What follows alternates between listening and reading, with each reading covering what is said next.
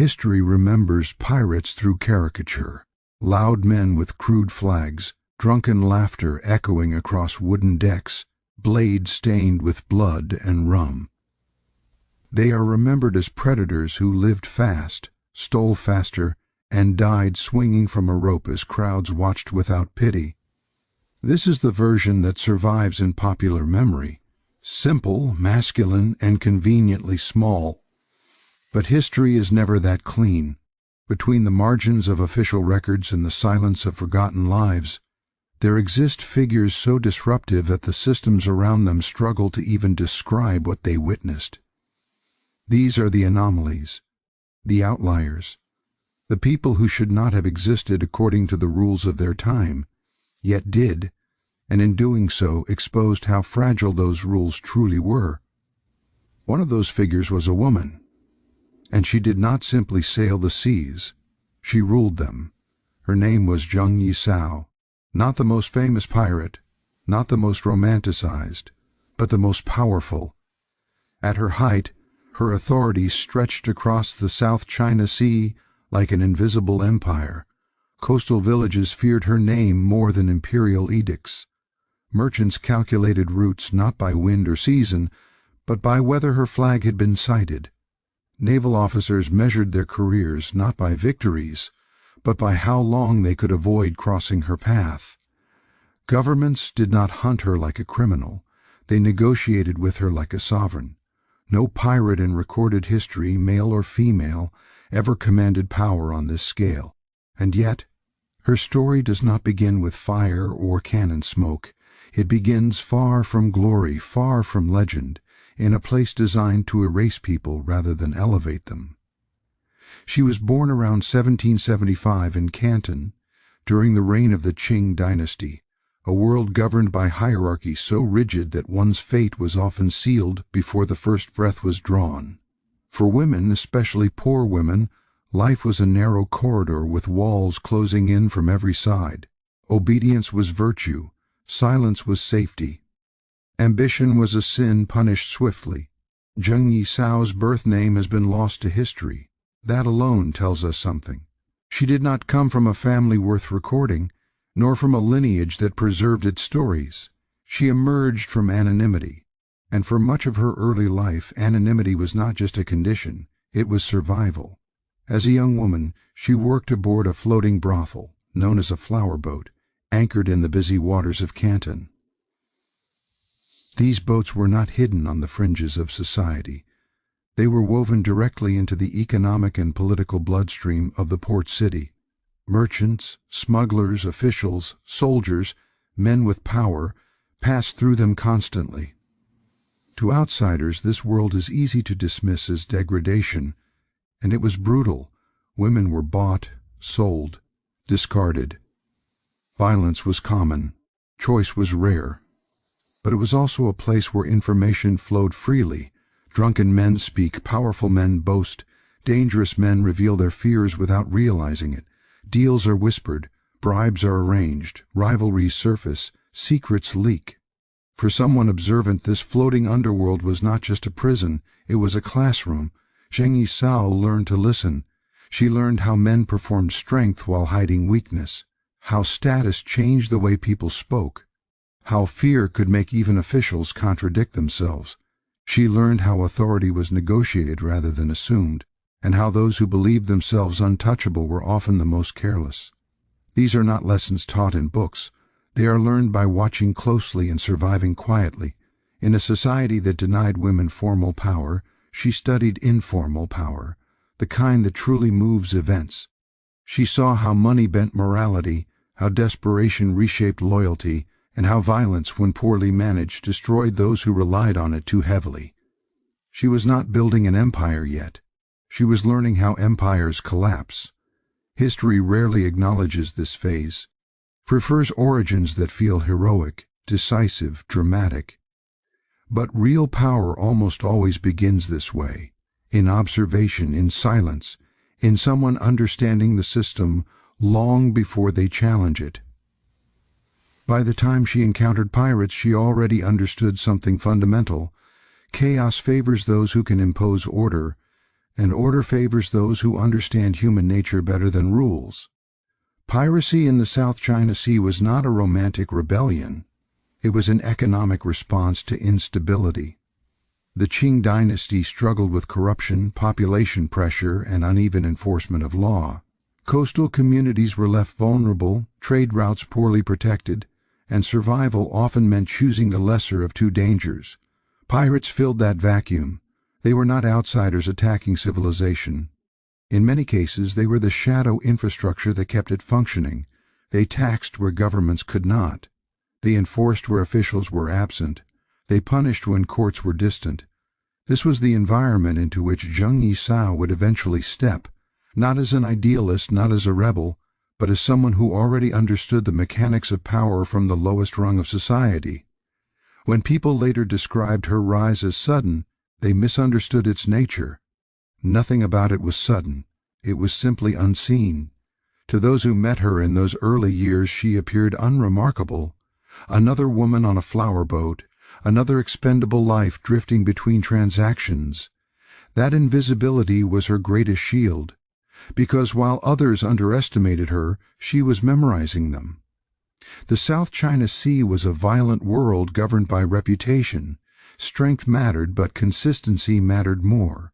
Leaders who ruled through random brutality rarely lasted. Their followers betrayed them. Their enemies waited patiently.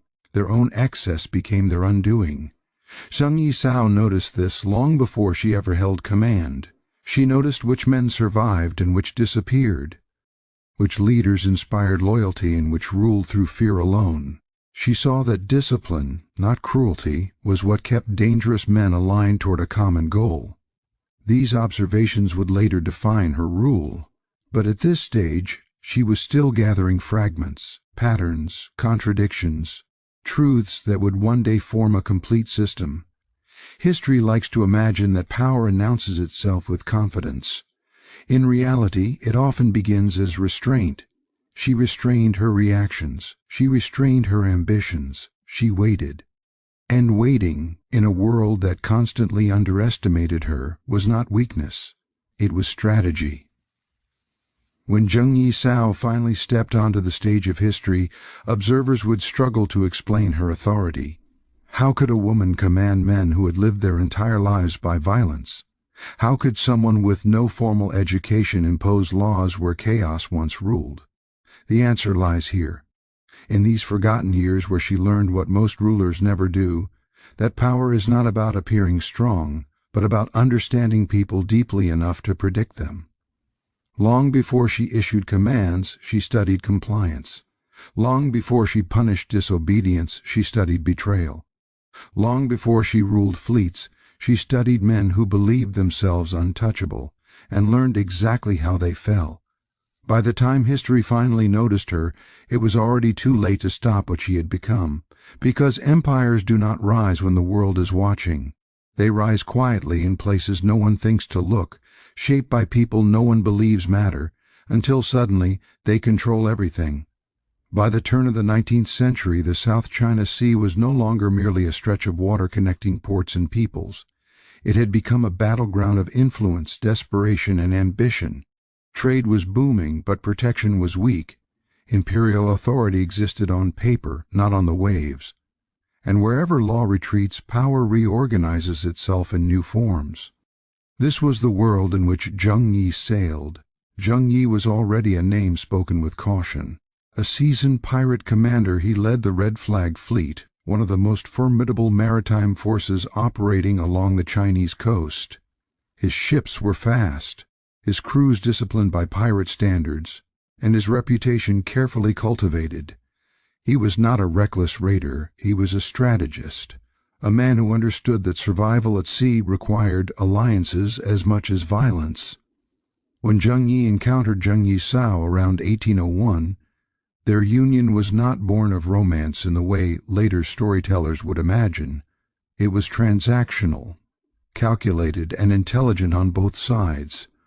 For Zheng Yi, marrying her offered legitimacy within certain networks, and access to intelligence channels that few pirate leaders fully appreciated.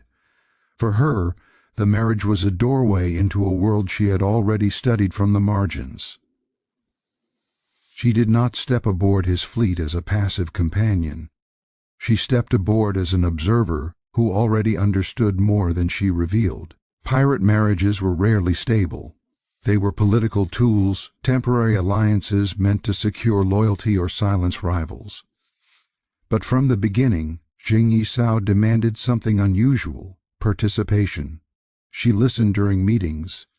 She observed negotiations with merchants and smugglers.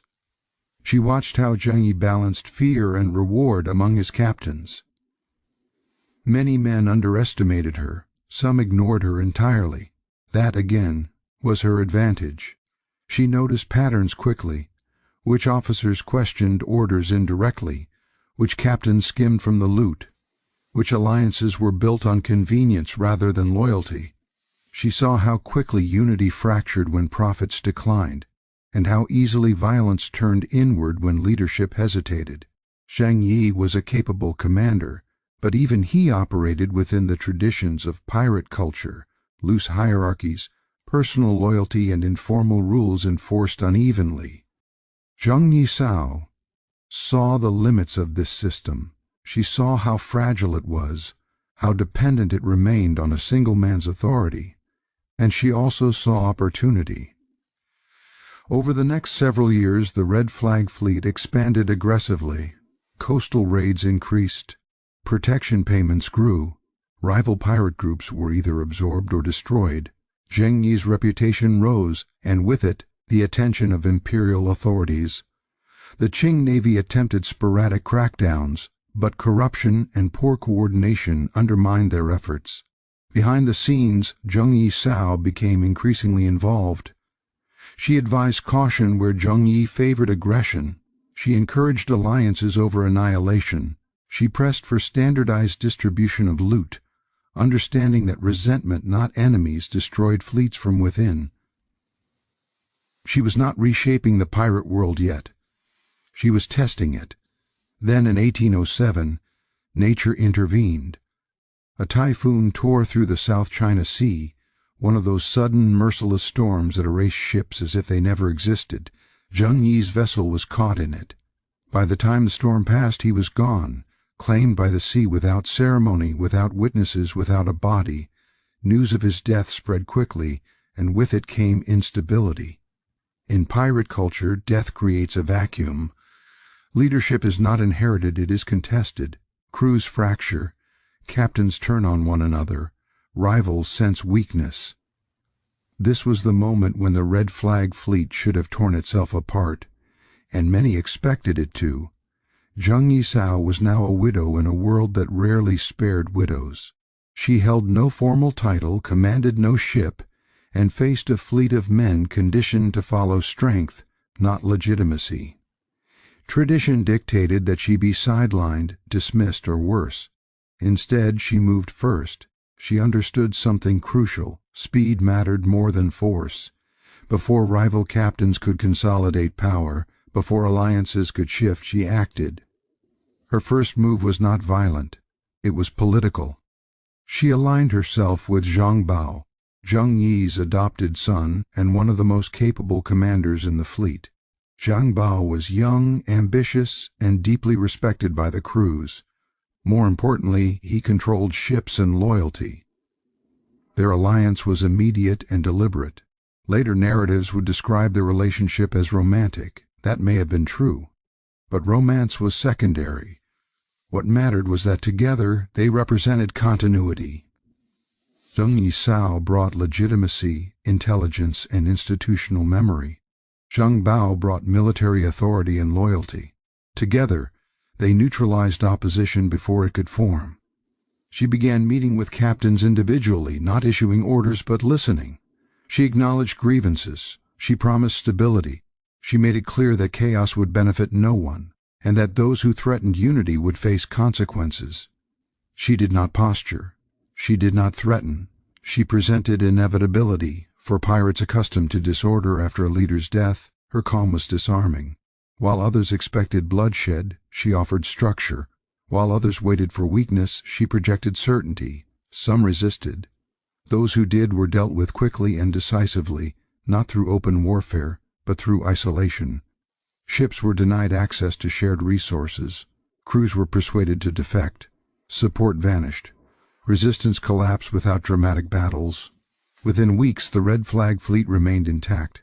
Within months, it expanded. Zheng Yi Sao did not merely hold power. She transformed the conditions under which power operated. She understood that fear alone was unstable. Loyalty purchased through terror dissolved the moment authority wavered. So she built something stronger. She began formalizing rules, not yet the full legal code she would later enforce, but the foundation of it. Loot distribution was standardized to prevent resentment. Chains of command were clarified. Punishments were no longer arbitrary but predictable. Predictability creates trust, even in violent systems. By making consequences consistent, she reduced internal conflict. By making rewards reliable, she encouraged discipline. Pirates who once lived moment to moment began thinking in terms of long-term survival. This shift was revolutionary.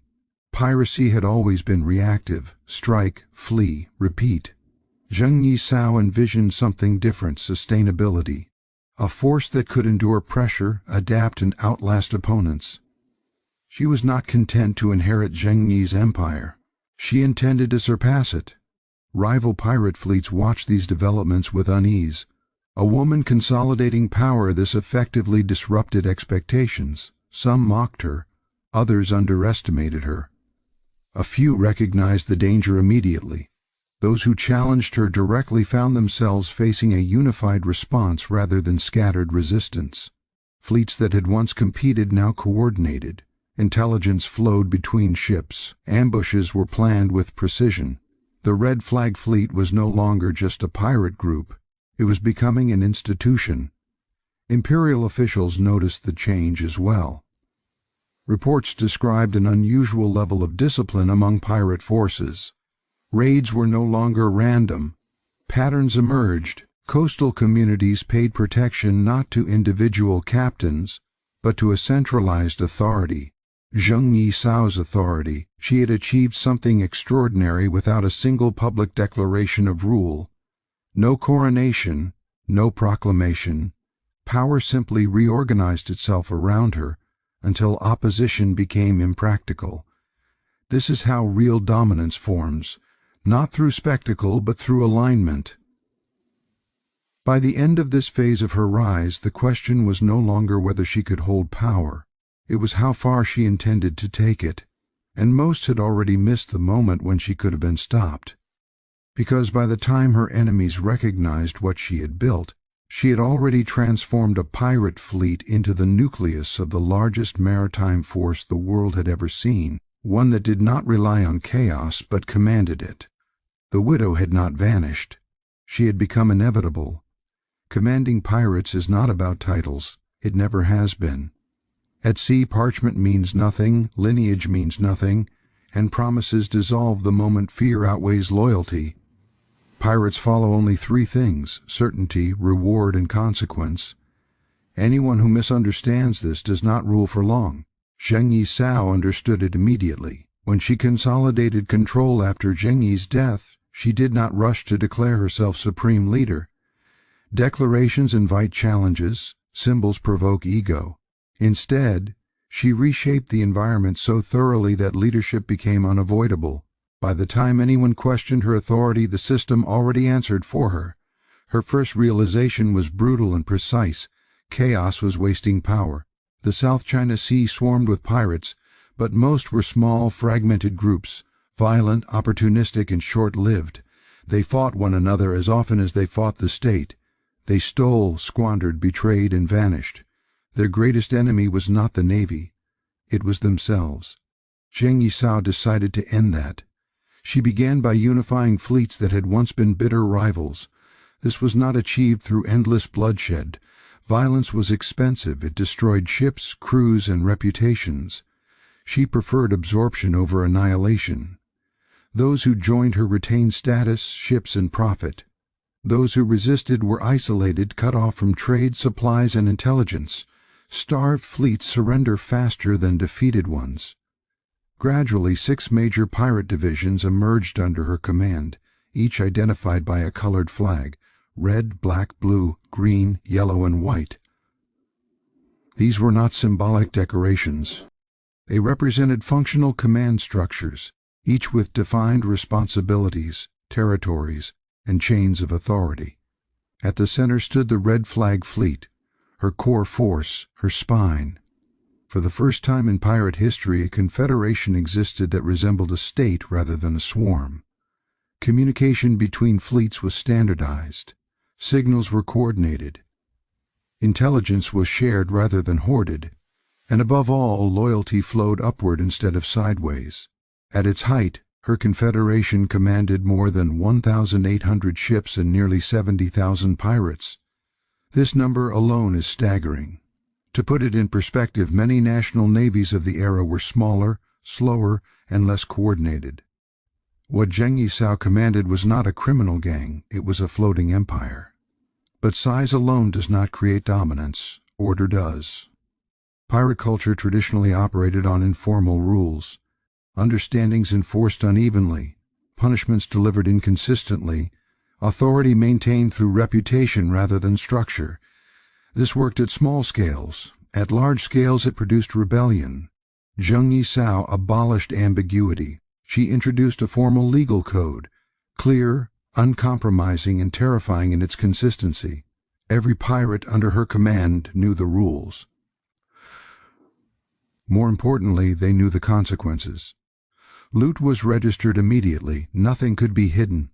Stolen treasure belonged to the collective before it belonged to the individual.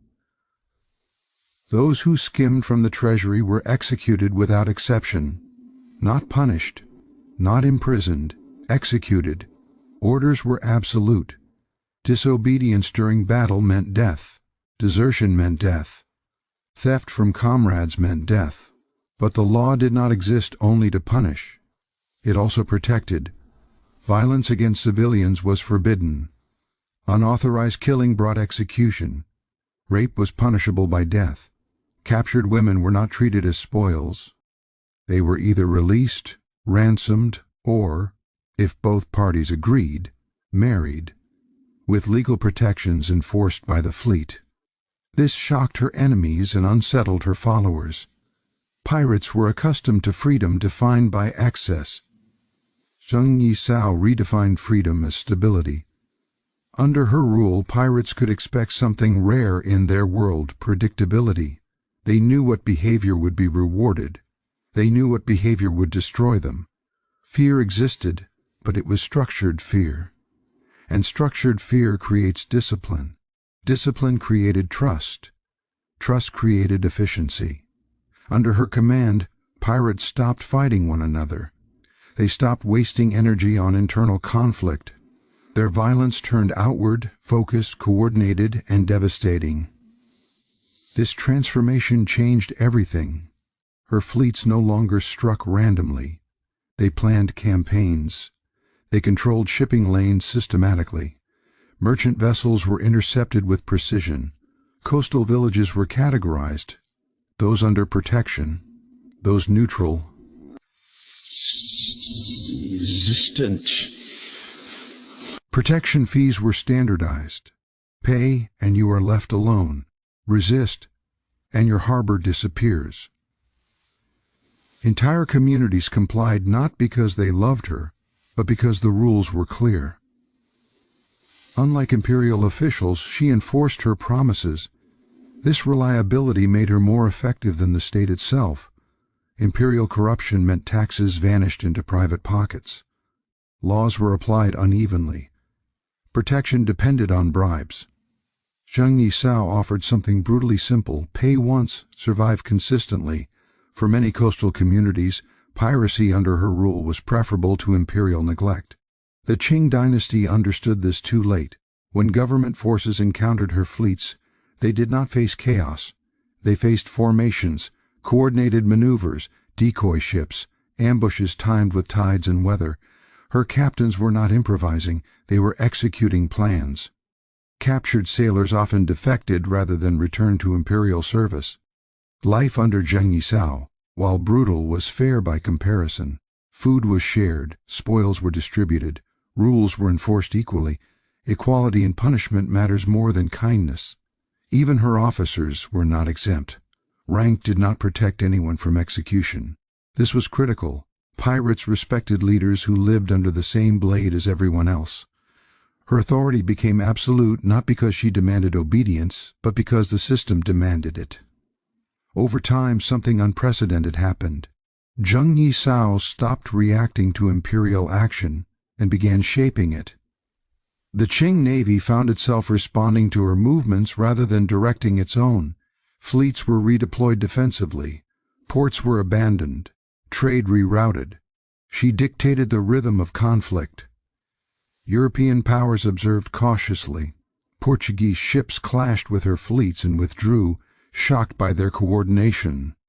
British commanders reported encountering pirate forces that behaved more like a navy than criminals. They hesitated. No one wanted to provoke a war they were not prepared to finish. Meanwhile, Zheng Yi Sao continued refining her internal order. She rewarded loyalty generously. Successful captains received increased authority, wealth, and security. Failure was punished swiftly but never unpredictably. This balance, generous reward paired with absolute consequence, created something pirates had never known: long-term allegiance. Men who once lived only for the next raid now planned futures within her system. They married, they invested, they thought in terms of years instead of weeks. This was dangerous power, because when people believe a system can endure, they defend it. By the time her enemies grasped the scale of her transformation, the South China Sea was no longer a contested space. It was governed, not by imperial decree, not by foreign cannons, but by a woman who understood that the greatest weapon at sea was not violence, it was order imposed on chaos. And once chaos is mastered, it does not matter who wears the crown, because everyone else is already obeying. Dominance, once established, reveals itself not through spectacle but through absence. The absence of resistance, the absence of uncertainty, the absence of choice. By the time Zheng Yi Sao's system reached maturity, the South China Sea no longer behaved like a battlefield. It behaved like a controlled environment, one where movement, trade, and survival flowed through a single authority.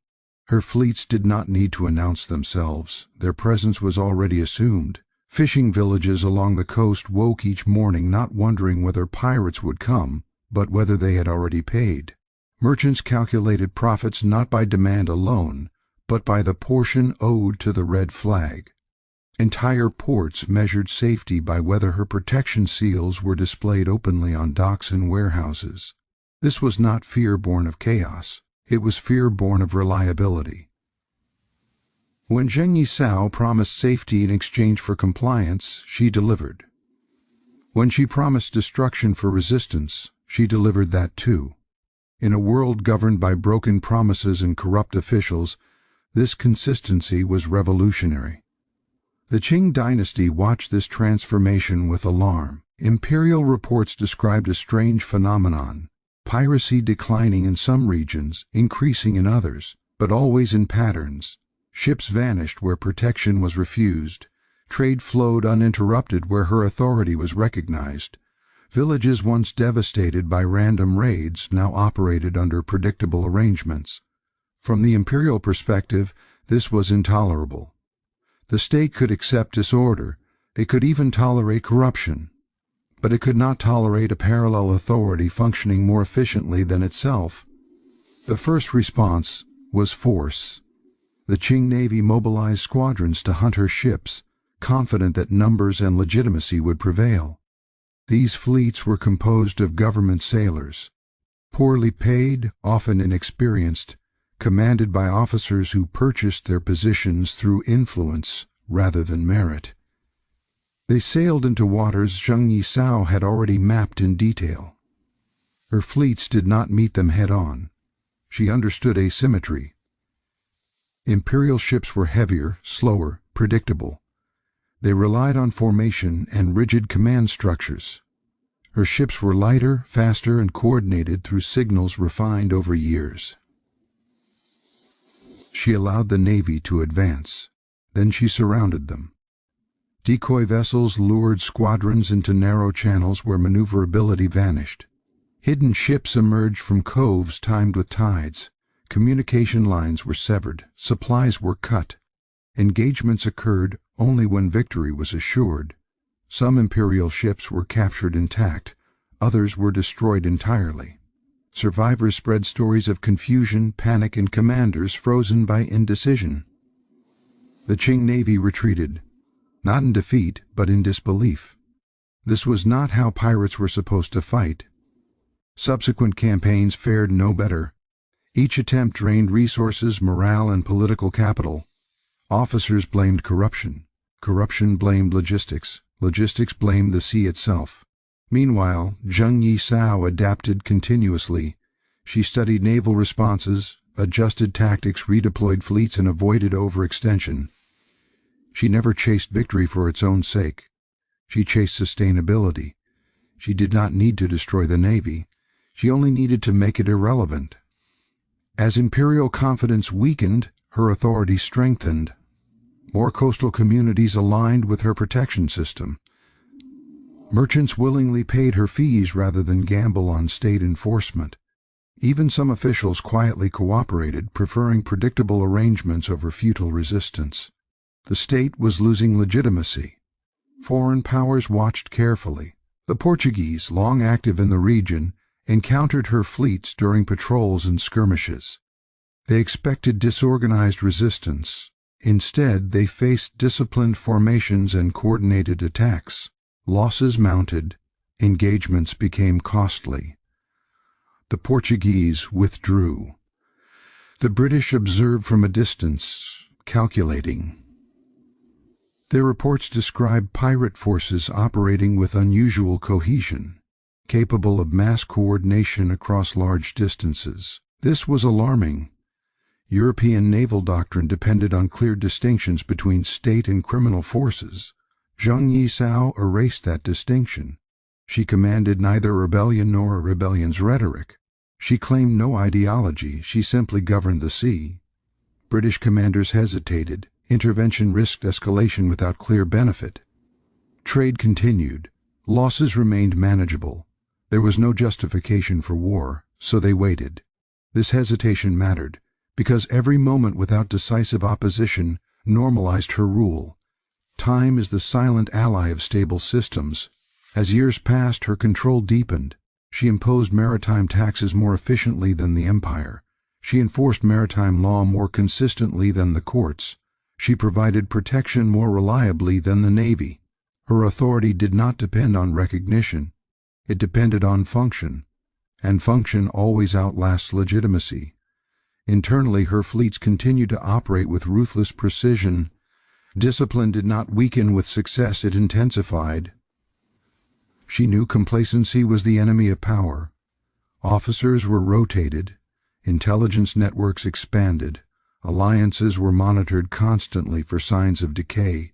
She rewarded competence relentlessly. She removed failure without hesitation. No sentiment, no nostalgia, no forgiveness for weakness. This cold clarity unnerved her enemies and steadied her followers. They did not need to love her. They needed to trust the system she enforced. By now, fear of her fleet surpassed fear of imperial punishment. This inversion marked a critical shift.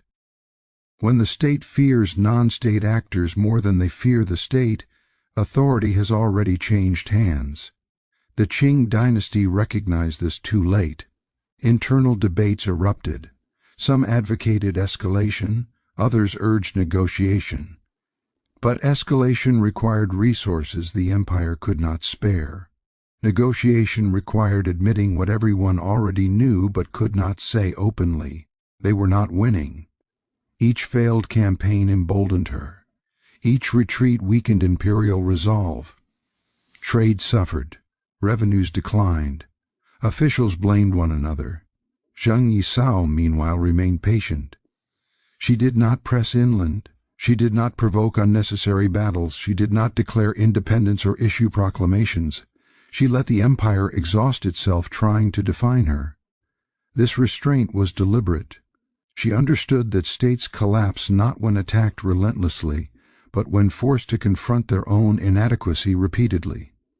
Eventually, imperial strategy shifted. Cannons were replaced with envoys. The same government that once branded her a criminal now considered negotiation. Amnesty was discussed, pardons proposed, conditions drafted and revised. This alone marked an unprecedented concession. Pirates were meant to be exterminated, not negotiated with. Yet here was a woman whose power forced an empire to reconsider its assumptions. But before those negotiations could begin, her dominance had already reshaped the psychological landscape of the region. Sailors whispered her name with a mixture of fear and respect. Merchants told stories of protection honored and promises kept. Officials privately admitted that trade under her shadow was safer than trade under imperial neglect. She had become the standard by which authority was measured, not through ideology, not through law, but through results. Her rule revealed an uncomfortable truth: people do not obey governments because they are legitimate. They obey them because they function. When legitimacy and function diverge, function wins. Zheng Yi Sao did not overthrow the empire. She outperformed it. And that is the most dangerous form of rebellion, because it leaves the existing system standing, hollowed out from within, forced to negotiate not with a challenger but with its own failure. By the time the Qing Dynasty prepared to speak to her as an equal, the war for the sea was already over, not with a final battle, but with a silent acknowledgment she had won. By 1809, the South China Sea had reached a strange and unsettling equilibrium. Cannons still existed, fleets still sailed, but the rhythm of power had shifted so completely that the old rules no longer applied. The Qing Dynasty had not been defeated in a single dramatic confrontation. It had been worn down, slowly, methodically, by a force it could neither destroy nor ignore. Zheng Yi Sao understood this moment better than anyone. Empires rarely collapse when they are attacked head-on. They collapse when they are forced to negotiate with what they once dismissed. When the state begins to bargain with those it labeled criminals, authority is already fractured. Inside the imperial court, debate turned bitter. Some officials demanded renewed military campaigns, convinced that honor required one final overwhelming show of force. Others, more pragmatic, more fearful, argued that continued resistance was bleeding the treasury, humiliating the navy, and destabilizing coastal trade beyond recovery. Reports from the provinces were grim. Merchants rerouted ships or refused to sail. Villages paid pirates instead of taxes.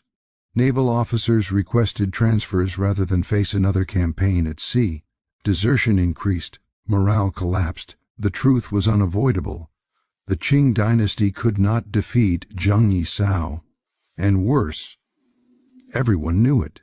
When the idea of amnesty was first raised, it was considered unthinkable. Amnesty was not a tool of victory. It was a confession of failure. Yet history shows that empires, like individuals, will compromise anything to preserve the illusion of control. Envoys were quietly dispatched. Terms were cautiously discussed. Language was softened. The word criminal disappeared from internal correspondence and was replaced with something far more revealing: leader. Zheng Yi Sao did not rush to respond. Silence is leverage. She knew that every passing day strengthened her position. Trade still flowed through her networks. Her fleets remained disciplined. Her authority remained intact. The empire, meanwhile, grew more desperate. When she finally agreed to negotiations, she did so not as a supplicant, but as a ruler managing a transition of power.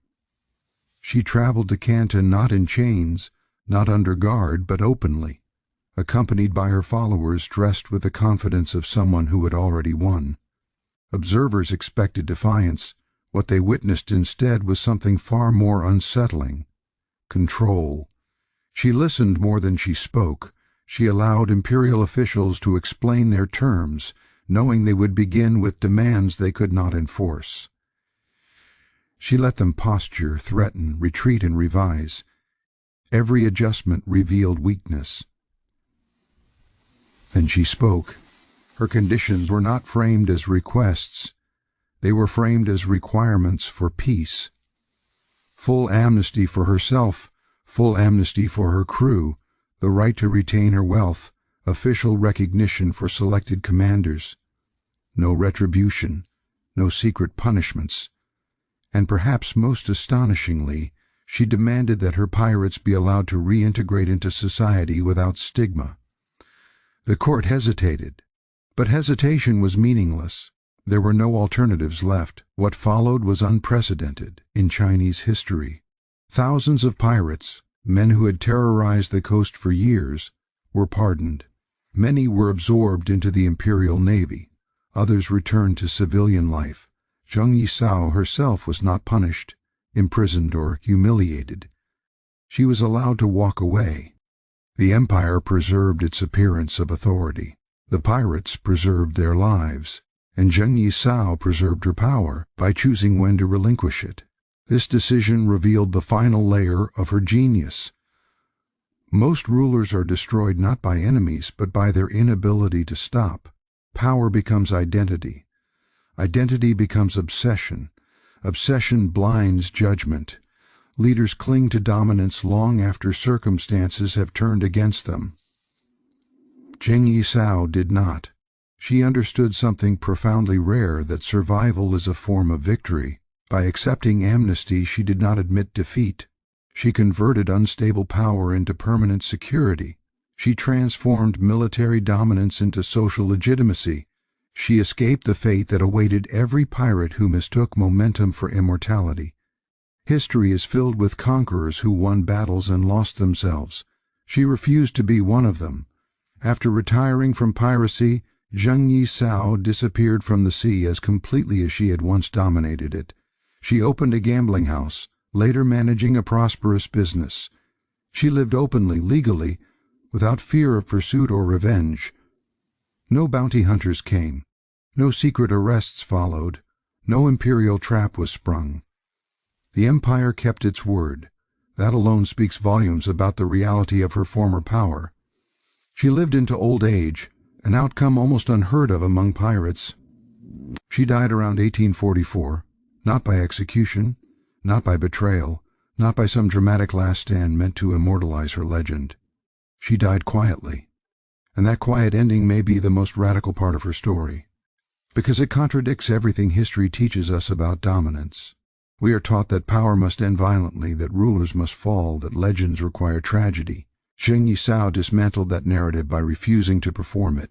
She did not need martyrdom. She did not need myth. She needed control over her own fate. By negotiating peace, she exposed a final, uncomfortable truth. The line between criminal and sovereign is thinner than history admits. What separates them is not morality but success. When pirates lose, they are hanged. When they win, they are absorbed. Zheng Yi Sao forced the Qing Dynasty to absorb her reality. She turned rebellion into leverage, violence into negotiation, chaos into currency. And when she was done, she left the game entirely, alive, wealthy, and untouchable. Empires remember their enemies by how they are destroyed, but they remember their failures by who walks away. Zheng Yi Sao walked away on her own terms, and that is why her story does not end in defeat. It ends in something far more unsettling for history to accept: completion. When Zheng Yi Sao stepped away from the sea, the world she left behind did not celebrate her departure. It adjusted to it. That alone tells us something essential about the nature of her power. Most pirates vanish violently. Their deaths are spectacles meant to restore moral order. Public executions, burned ships, erased names. The state needs these endings. They reassure society that chaos is temporary, that rebellion is punished, that authority always reasserts itself in the end. Zheng Yi Sao denied history that satisfaction. She did not die screaming on a scaffold. She did not vanish in a storm. She did not betray herself by clinging to power until it turned against her. She simply stopped, and in doing so she achieved something far more unsettling than conquest. She survived. After her retirement, there were no uprisings in her name, no pretenders claiming her legacy, no chaotic power struggles tearing apart what remained of her former fleets. Her confederation dissolved quietly, absorbed into imperial systems, civilian life, and obscurity. Was not collapse. It was closure. That distinction matters because it reveals the final depth of her intelligence. Zheng Yi Sao did not build a cult of personality. She built a system, and systems, when dismantled properly, do not explode. They fade. She understood that legends are dangerous to those who create them. Once a ruler becomes a symbol, they lose the freedom to act pragmatically. They must perform strength even when strength becomes self-destructive. They must fight battles simply to remain consistent with their myth. Zheng Yi Sao refused to become trapped by her own image. In her later years, she lived as a businesswoman. She ran a gambling house, an enterprise that required the same skills she had always possessed: risk assessment, rule enforcement, reading human behavior. The sea was gone, but the psychology remained. She did not retreat into shame. She did not hide from her past. She lived openly, legally, without apology. This quiet continuation of life is what makes her so difficult for history to categorize. She does not fit the archetype of the fallen villain or the tragic hero. She offers no dramatic moral lesson. She leaves no final speech, no repentance, no punishment. She simply demonstrates that power, when understood correctly, does not require theatrics. Historians often struggle with her legacy because it undermines comforting narratives. We prefer stories where rebellion is crushed, where order triumphs visibly, where moral lines remain clear. Zheng Yi Sao blurred every boundary. She was a criminal who governed more effectively than the state. She was a woman who commanded men through discipline, not seduction. She was a pirate who created law. She was a ruler who knew when to abdicate. Even her name reflects this tension. History remembers her not by her own chosen identity, but as Zheng Yi Sao, the wife of Zheng Yi. Her personal name remains unknown. This erasure is not accidental. It is a final attempt by history to reduce her to something comprehensible within a male-centered narrative. And yet, despite this reduction, her achievements remain undeniable. She commanded the largest pirate fleet ever recorded. She forced one of the world's great empires to negotiate. She retired with wealth, safety, and dignity. No amount of minimization can erase those facts. What makes her story endure is not merely what she did, but how she did it. She did not rely on charisma alone. She did not rule through random terror. She did not mistake cruelty for strength. She understood that fear without structure breeds rebellion, while structure, even when harsh, creates stability. She also understood something even rarer, that power is temporary by nature, and those who pretend otherwise are eventually consumed by it. In this sense, Zheng Yi Sao was not merely a pirate. She was a philosopher of power. She recognized that dominance is a phase, not an identity, that control is a tool, not a destiny, that survival sometimes requires stepping away rather than pushing forward. Most conquerors fail this test. They expand until resistance hardens. They rule until loyalty rots. They fight until victory becomes impossible to distinguish from ruin. Zheng Yi Sao did none of this.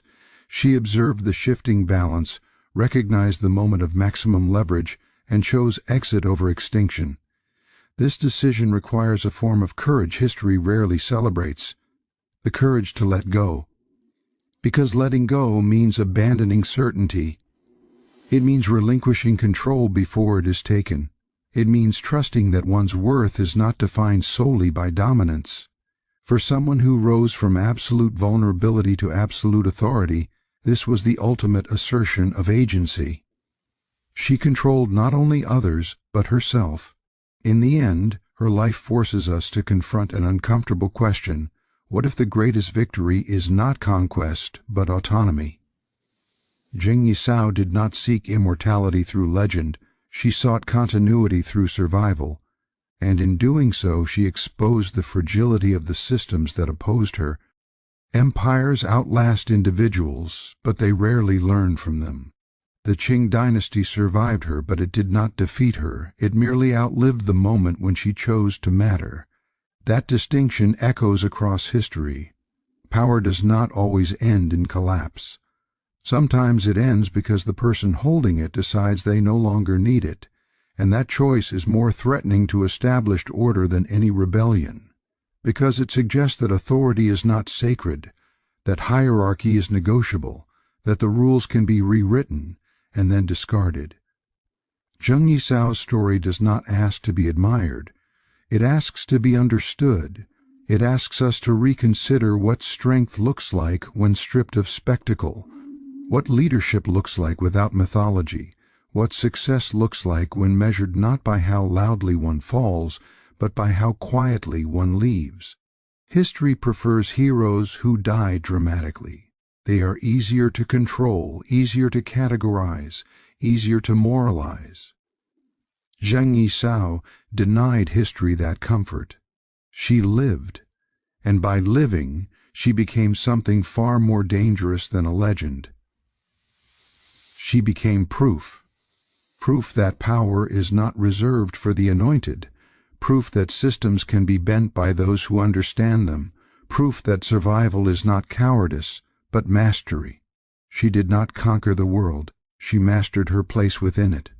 And then, when the sea no longer served her purpose, she walked away, unbroken, unrepentant, undefeated.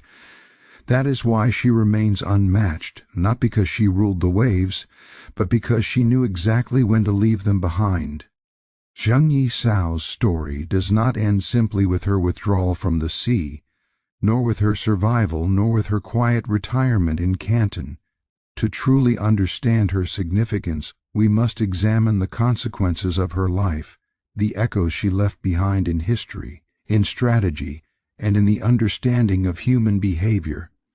For centuries, history has been obsessed with extremes. We celebrate those who die violently. We immortalize those whose power is uncontested and whose fall is dramatic. But in doing so, we overlook a much rarer, subtler, and perhaps more difficult form of mastery, the mastery of timing, of restraint, and of self-determination. Zheng Yi Sao exemplifies this rare mastery. She demonstrates that true power is not merely the ability to dominate others, but the ability to navigate, predict, and manipulate the currents of circumstance to one's own advantage, and ultimately, to know when to step away. From the moment she ascended to leadership of the Red Flag Fleet, after Zheng Yi's death, she redefined what it meant to wield power. Most narratives of leadership focus on visible conquest, the battles won, the enemies crushed, the territory claimed. But Zheng Yi Sao's genius was largely invisible. She built loyalty without coercion alone. She created an empire without official titles. She imposed order on chaos, not through the brute force that so often defines pirate lore, but through a combination of discipline, strategic alliances, legal structures, and psychological insight. Every action she took was calculated to stabilize her authority while minimizing unnecessary conflict. She understood the human psyche as profoundly as any general understood strategy, knowing that men respond predictably to fairness, fear, reward, and the clear imposition of rules. Her fleet was not just a collection of ships, it was a living, functioning institution. It was a proto-state, organized to survive, expand, and resist external threats, not as a mob, but as a disciplined force operating under her command. Her approach was deeply modern in a way few historians have acknowledged. In contemporary terms, we might describe her as a systems thinker, a strategist who understood emergent properties. She created feedback loops that reinforced loyalty, punished disobedience predictably, and stabilized power across thousands of individuals. She regulated her operations so that even mistakes were manageable. By codifying rules for behavior, both for pirates and for civilians within her sphere, she turned unpredictability into a resource rather than a liability. Every pirate who followed her knew the consequences of action. Every village knew the terms of survival under her protection, and in doing so she made chaos manageable not just for herself, but for everyone operating within her system. That is a lesson of staggering significance, because it suggests that leadership is not a matter of personality or intimidation alone, but of creating systems in which desired behaviors naturally emerge, while undesired behaviors are systematically disincentivized. Zheng Yi Sao's legal code, her fleet organization, and her system of rewards and punishments were not inventions for historical acclaim. They were necessities. The South China Sea was an environment of extreme instability. It was crowded with rival pirate groups, under-policed by a corrupt state, and frequently disrupted by natural disasters. Leaders who relied solely on charisma or intimidation found themselves betrayed, overthrown, or destroyed. But she recognized that survival depended not on fear alone, but on predictability. She created trust without sentiment, loyalty without flattery, and order without tyranny. That is what made her unmatched. The men who followed her were not simply afraid of her. They respected the system she created. They depended on it. They calculated their futures within its boundaries. That is how she maintained control over tens of thousands of pirates across hundreds of ships, a feat unparalleled in maritime history. Beyond the immediate tactical and strategic mastery, Zheng Yi Sao's story forces us to reconsider the intersection of gender and power. In a world that systematically excluded women from leadership, she not only succeeded but dominated in an environment constructed to marginalize her. The fact that she was able to command male pirates, some of whom were seasoned, violent, and accustomed to following only men, reveals a profound understanding of authority as separate from gender. She did not rely on the social narratives that typically empowered men. She relied on competence, clarity, and consistency. Her gender was, in some sense, irrelevant to her effectiveness, yet it amplified the shock and awe of her contemporaries. Officials, rivals, and even European observers were forced to confront a reality that destabilized assumptions. A woman could not only participate in the structures of power, but redefine them entirely. This disruption of social expectation magnified her psychological influence. It introduced uncertainty into the minds of her enemies, while simultaneously consolidating her internal authority, because she proved that obedience was a rational response to competence, not to tradition.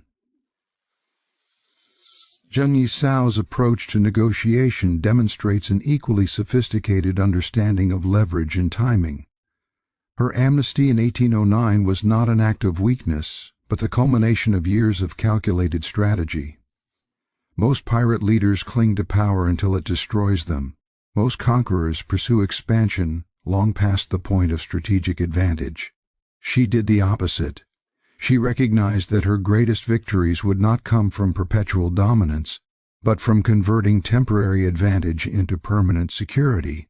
She negotiated from a position of strength, yet she did so with subtlety, offering compliance and integration into the state not because she feared it, but because it was the most rational and enduring choice available.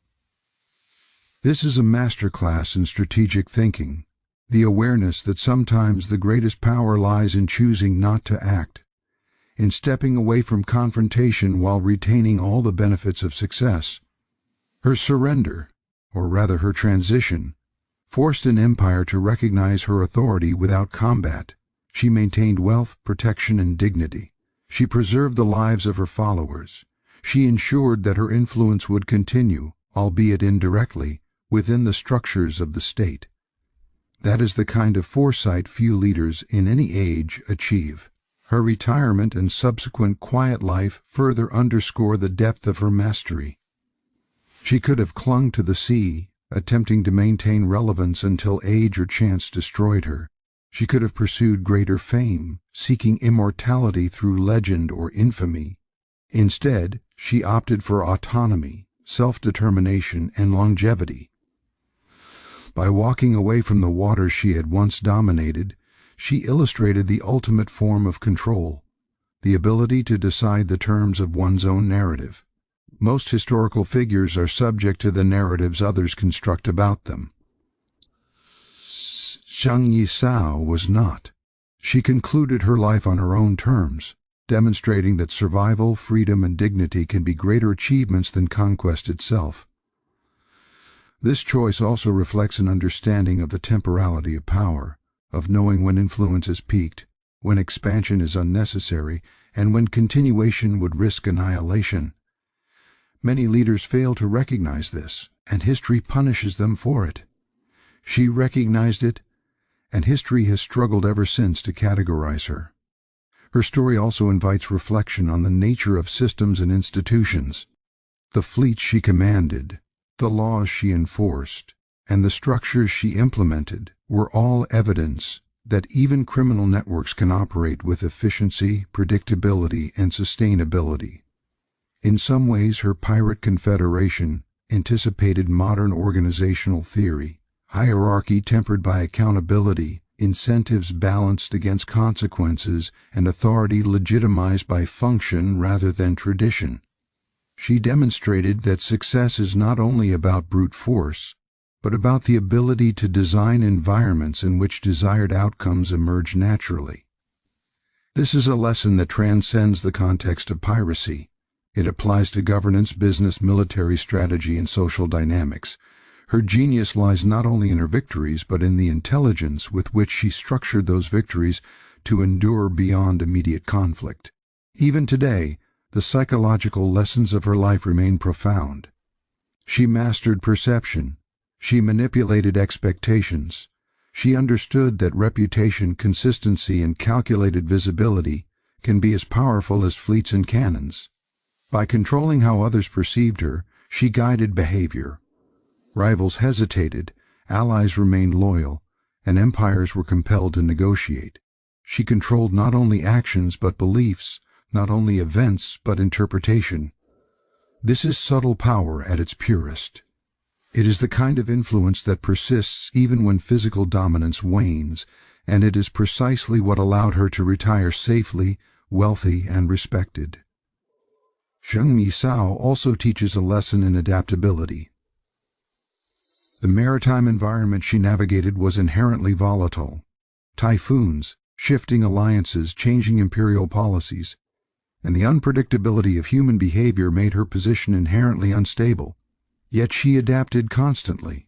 She observed, learned, and restructured, allowing her organization to survive shocks that would have destroyed less agile leaders.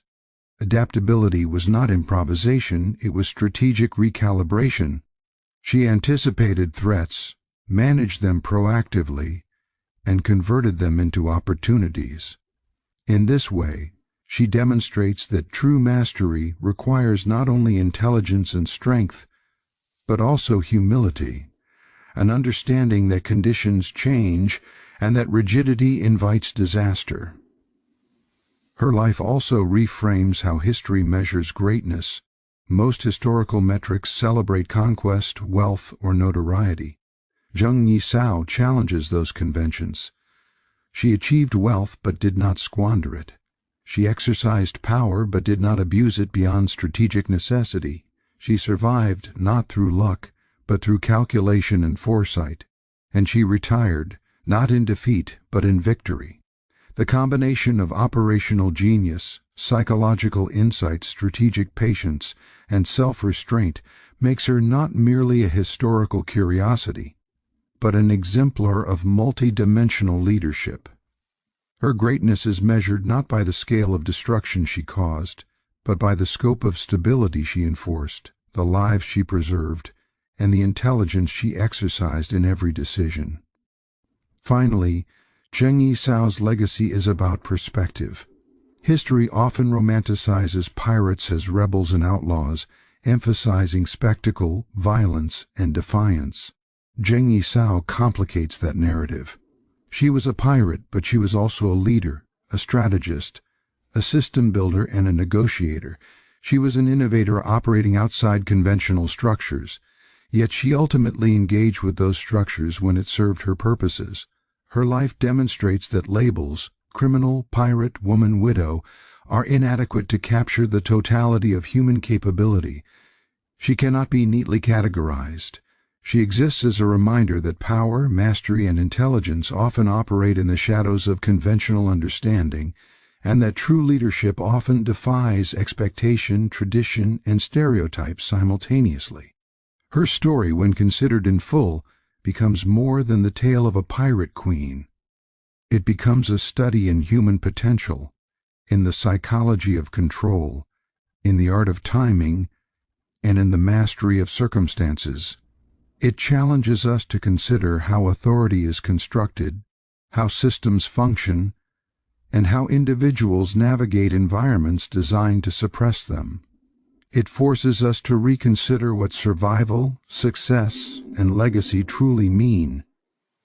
And it demonstrates that the most formidable form of power is not domination alone, but the capacity to bend events, people, and systems toward one's own ends, while preserving autonomy and life itself. Zheng Yi Sao did not merely command a fleet. She commanded circumstances. She commanded perception. She commanded the flow of history around her without ever forcing its hand. And when she chose to step away, she demonstrated that ultimate mastery is the ability to leave the game entirely, intact, undefeated, and unbound. In the end, she leaves us with an enduring question: what is the measure of greatness? Is it in conquest, in destruction, or in survival? Is it in the applause of history, or in the quiet knowledge that one has achieved mastery over life itself? Zheng Yi Sao's answer is clear. True power is exercised with foresight, intelligence, and restraint. It is measured not by the battles fought, but by the life preserved, the system stabilized, and the legacy secured. Not through spectacle, but through quiet, decisive action. Her life is a testament to the power of strategy over force, of intellect over impulse, of patience over hubris, and of timing over brute effort. It is a reminder that the rarest victories are often invisible, that the most profound lessons lie not in legend, but in the careful orchestration of reality. Zheng Yi Sao's story endures because it transcends simple categories. It is history as strategy, psychology, and philosophy, woven together in the life of a woman who ruled the waves, commanded respect from emperors, and walked away alive, undefeated, and unbound. It is a story that will never fully belong to those who tell it, because its genius lies precisely in its defiance of expectation, its subtlety, and its quiet mastery.